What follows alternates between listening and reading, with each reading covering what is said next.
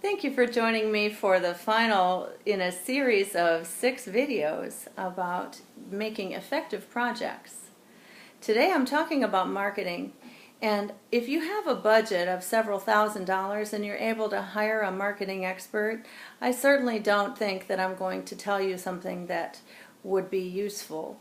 But for those of you who are going to be doing self-marketing and you're maybe just beginning or just trying to get your arms around this huge, massive social interaction environment that we have through the computer, using Facebook and LinkedIn and Twitter and all of these, YouTube and every one of these different directions, I would like to just share with you that your effectiveness can be magnified by not targeting any particular individual social media outlet, but by creating a very well orchestrated presentation of yourself that's constantly going back and forth from one to another.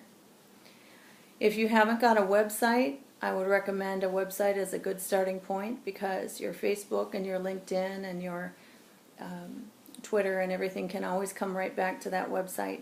But if you aren't ready to make a website, just create a Facebook page for yourself and then a LinkedIn profile. And then use opportunities to go back and forth between those to build friendships and business relationships based on what your strategies are.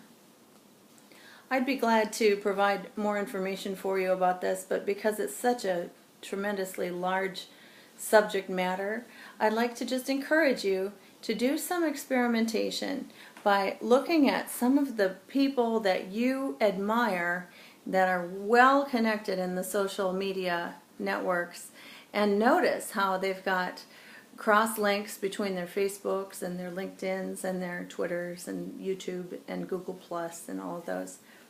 And then start to build gradually, step by step, in every one of those areas until you have some kind of representation in all of those.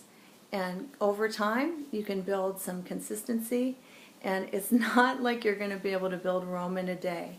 Be patient with yourself.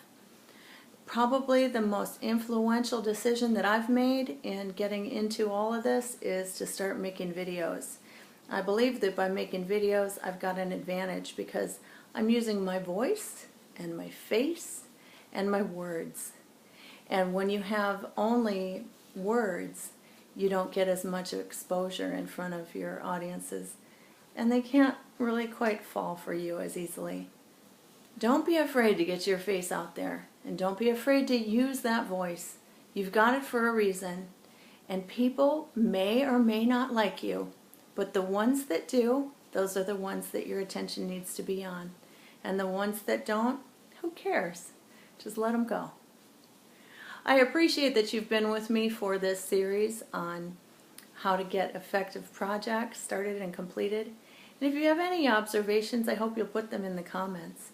Don't hesitate to contact me directly if you have questions or if you'd like a little nudge or get some help on any one of these areas. I know you're going to be great. You too can get your voice to rise above the crowd. Just start. Nothing happens unless you take action. So I hope to see you on the internet and on the other side.